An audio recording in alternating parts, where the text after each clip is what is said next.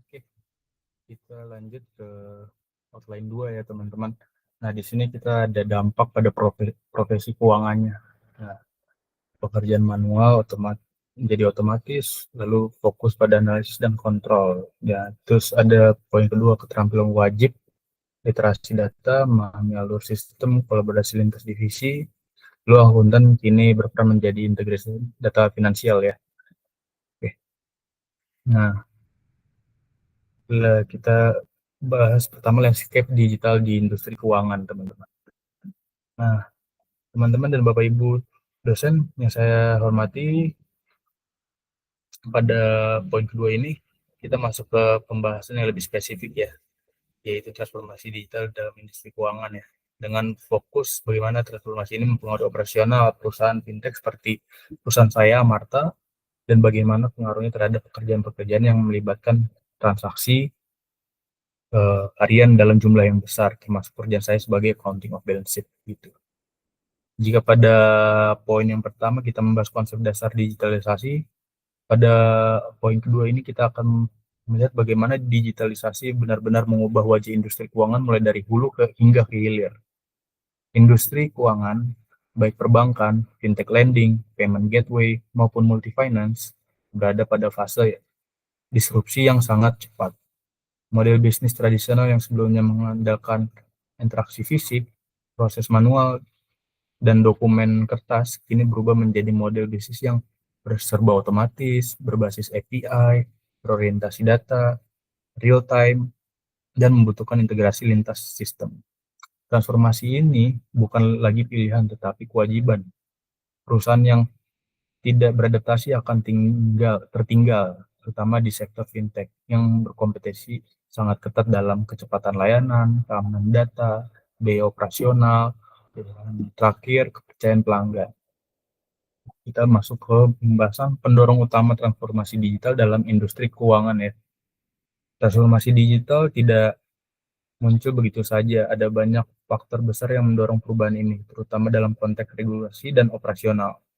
Regulasi yang semakin ketat, OJK mengeluarkan berbagai aturan tentang transparansi data, keamanan data, perlindungan dana konsumen, menjaga manajemen risiko, lalu yang terakhir kualitas laporan keuangan.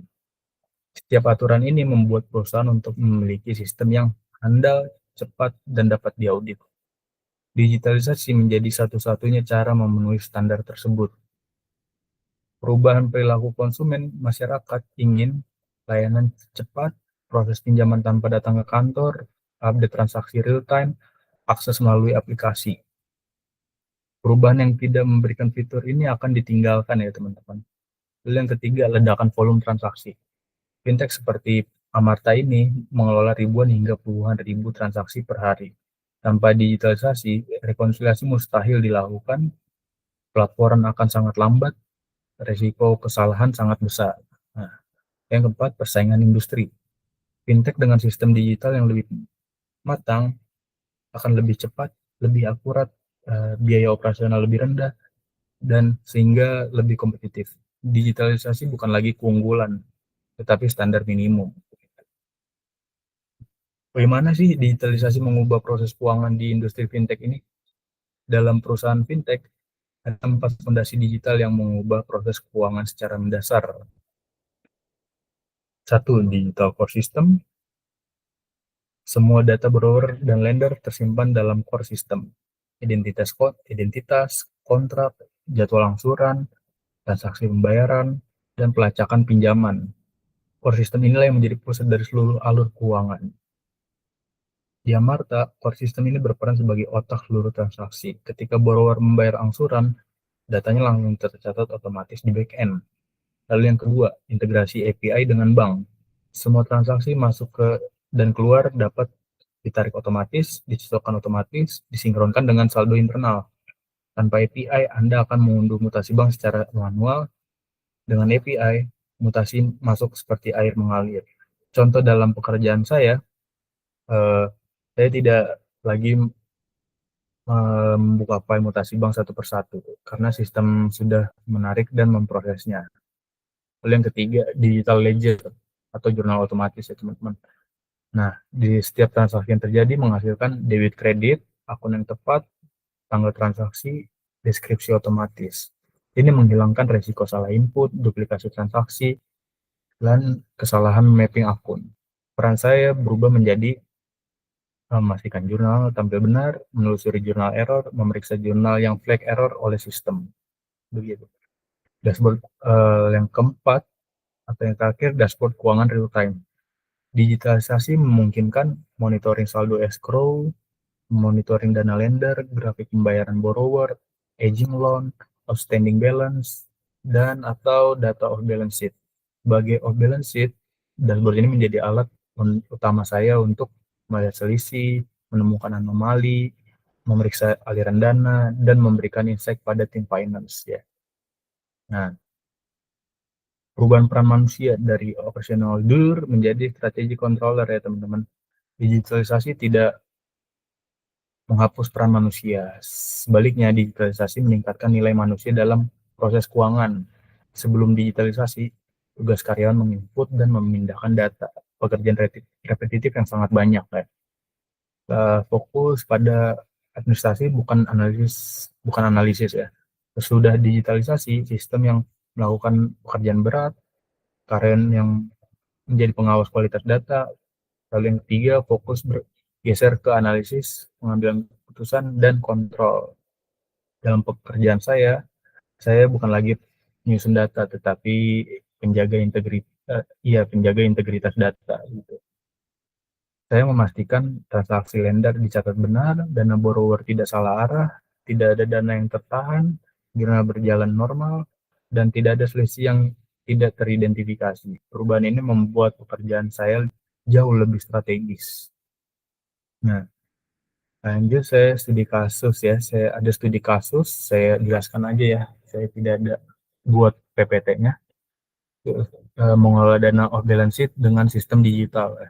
Dana off balance sheet adalah aliran dana milik pihak ketiga teman-teman, lender ataupun borrower yang perusahaan kelola tapi tidak dimasukkan ke neraca perusahaan.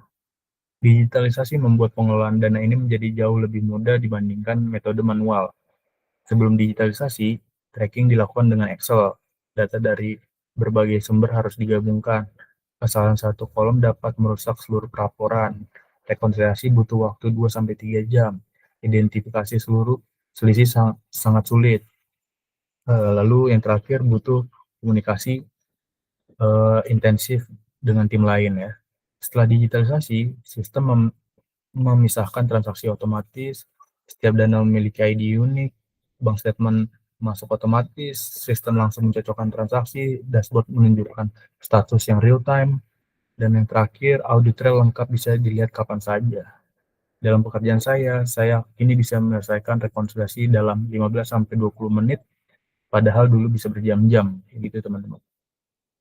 Nah, lalu digitalisasi sebagai fondasi kepercayaan lender dan borrower. Nah, dalam industri fintech, kepercayaan adalah segalanya ya teman-teman. Jika dana tidak akurat, tidak real time, atau tidak konsisten, lender akan ragu menambah pendanaannya, borrower pun akan terganggu jika transaksi mereka tidak terbaca. Digitalisasi ini membantu meningkatkan transparansi, mengurangi error, mempercepat update status, menjaga keamanan data, dan menciptakan pengalaman penggunaan yang lebih baik. Kepercayaan inilah yang membuat fintech bertahan, ya teman-teman. Kita masuk ke digitalisasi operasional perubahan alur kerja. Dan di era modern ini, transformasi digital tidak hanya mengubah proses teknis keuangan, tetapi juga mengubah alur kerja operasional. Secara keseluruhan, perusahaan fintech termasuk Amarta menjalankan proses yang sangat kompleks karena melibatkan banyak pihak seperti lender, borrower, bank, mitra lapangan, regulator, sistem internal, dan sistem pihak ketiga. Oke, sebentar teman-teman, saya balik ke Google Meet dulu karena oke. Nah, tanpa digitalisasi, proses ini akan menjadi rumit dan rawan kesalahan. Dengan digitalisasi, alur kerja menjadi lebih struktur dan efisien. Alur kerja keuangan modern kini mengikuti pola data masuk, lalu sistem memproses, sistem memvalidasi, sistem mengirim alert, lalu kita sebagai manusia memeriksa anomali, lalu membuat laporan otomatis, lalu monitoring real time. Ini berbeda jauh dengan era manual di mana pola kerjanya adalah data datang, kita input, kita validasi, kita gabungkan file, kita buat laporan, kita kirim laporan. Digitalisasi memangkas langkah-langkah manual yang tidak memberikan nilai tambah ya teman-teman, begitu. Nah, lalu kita masuk ke analisis komparatifnya ya. Proses keuangan dulu versus sekarang, teman-teman. Sekarang memperjelas dampaknya. Mari kita lihat perbandingan nyata proses keuangan dulu dan sekarang dalam konteks fintech ya, teman-teman. Nah, yang pertama proses input transaksi dulu. Transaksi harus dimasukkan manual, format harus disesuaikan, rawan terjadi salah tulis, perlu cross check manual. Sekarang transaksi masuk otomatis, sistem memetakan akun otomatis, error langsung terdeteksi, tidak ada lagi input ganda. Contohnya dalam pekerjaan saya, transaksi dan lainnya tidak perlu lagi saya input satu persatu. Sistem langsung menerimanya ya teman-teman. Begitu. Nah, terus ada yang kedua proses rekonsiliasi bank. Dulu harus unduh file bank, format ulang file, cocokkan satu persatu, catat selisih manual. Lalu sekarang, nah, terus sekarang eh, mutasi mutasi bank masuk dari API, matchmaking otomatis oleh sistem, transaksi mismatch langsung ditandai, dan terakhir mungkin saya hanya fokus pada transaksi yang bermasalah begitu. Nah, yang ketiga, proses pelaporan. Dulu harus digabungkan file manual, pivot table secara manual, terus rawan error karena salah formula, terus yang terakhir laporan sangat lambat ya dulu. Nah, sekarang laporan bisa ditarik otomatis, langsung masuk template yang benar, bisa ditarik kapan saja, lebih cepat dan akurat gitu. Nah, yang terakhir proses monitoring saldo ya. Proses monitoring saldo ini dulu harus cek saldo secara manual, harus menunggu laporan harian, kesalahan sulit dilacak ya teman-teman. Nah, sekarang dashboard real time bisa kita lihat, perubahan saldo terlihat setiap menit, lalu sistem memberikan notifikasi jika ada anomali gitu teman-teman. Nah, ini pembahasan kita outline yang dua untuk teman-teman. Oke.